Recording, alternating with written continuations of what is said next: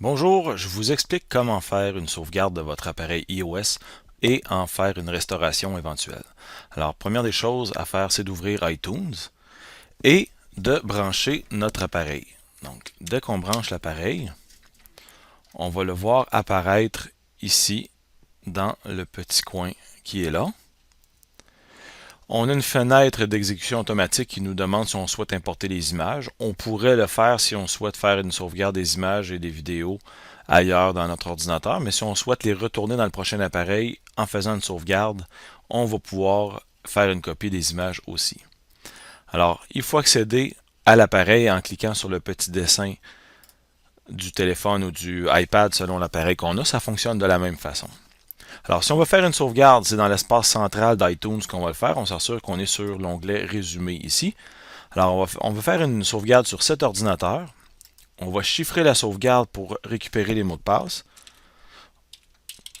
On ajoute un mot de passe. Idéalement, on pourrait mettre le mot de passe de l'identifiant Apple pour éviter d'avoir à retenir un nouveau mot de passe. Donc, la sauvegarde chiffrée permet de sauvegarder la configuration des différents comptes, donc les mots de passe de Facebook, de Twitter, du courriel, de tout ce qu'on a comme mot de passe. Alors, on définit le mot de passe et la sauvegarde se fait. On va devoir faire une sauvegarde dans un deuxième temps avec l'application, pas l'application, utiliser sauvegarder maintenant, ça va permettre de télécharger toutes les applications qui ne seraient pas dans l'ordinateur parce que votre iPad contient des applications qui ne sont peut-être pas téléchargées par iTunes. Donc en faisant sauvegarder maintenant une deuxième fois, on va aller chercher toutes les applications qui ne sont pas dans iTunes afin qu'on puisse les restaurer par la suite. Donc, une fois que c'est terminé, la sauvegarde est faite, on pourrait utiliser la fonction sauvegarder et restaurer manuellement. On va utiliser ici sauvegarder maintenant pour être sûr que s'il y a des applications, la fenêtre va apparaître. On dit ben oui, je souhaite ajouter les applications. Alors, une fois que la sauvegarde chiffrée est faite, une première fois, on va faire une sauvegarde à l'aide du bouton sauvegarder maintenant qui est ici. Ce qui va nous permettre de faire la sauvegarde complète du iPad. On voit l'activité du iTunes dans le haut ici.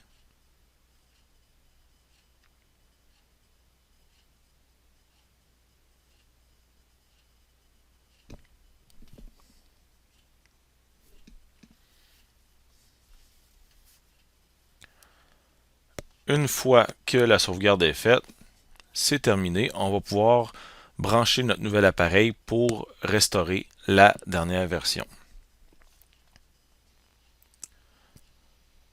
Lorsque je branche un nouvel appareil à mon iTunes, tout de suite il détecte que c'est un nouvel iPad ou un nouveau iPhone et il me propose deux options. Définir comme un nouvel iPad, donc je vais configurer à mon goût, étape par étape, installer les applications moi-même, ajouter le courriel moi-même, remettre les mots de passe des applications. Donc je dois tout faire, c'est un nouvel appareil.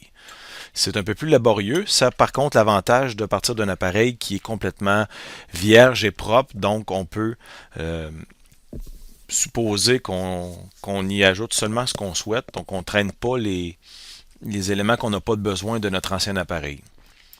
Ici, on souhaite restaurer à partir de la sauvegarde qu'on avait faite, donc on va faire la présentation à l'aide de ce mode-là. Si on a fait plusieurs copies, on peut utiliser celle qu'on souhaite. Donc la plus récente est toujours celle que l'on retrouve présentée ici. On voit la date et l'heure à laquelle ça a été fait. Alors, je veux restaurer mon appareil, donc je clique sur Continuer. Je dois entrer le mot de passe de la sauvegarde. C'est important d'utiliser un mot de passe qu'on va se rappeler, donc c'est pour ça que je suggérais d'utiliser le mot de passe de l'identifiant Apple. Alors, on lance le démarrage. Donc, il y a une estimation du temps, il va y avoir une progression et l'iPad va, sur l'appareil, ça va être écrit là, restauration en progrès. La durée va être variable selon la quantité de données qu'on a enregistrées dans la sauvegarde. Donc, faut patienter un petit peu. Ici, j'ai fait une sauvegarde courte parce qu'il n'y a pas beaucoup d'éléments dans l'iPad. C'était pour la démonstration.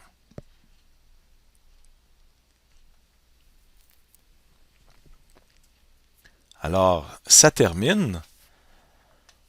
Les réglages de votre iPad ont été restaurés. Laissez-le connecter. Très important de le laisser connecter. On peut faire OK, mais il y a un petit compte à rebours qui va le faire démarrer à 0.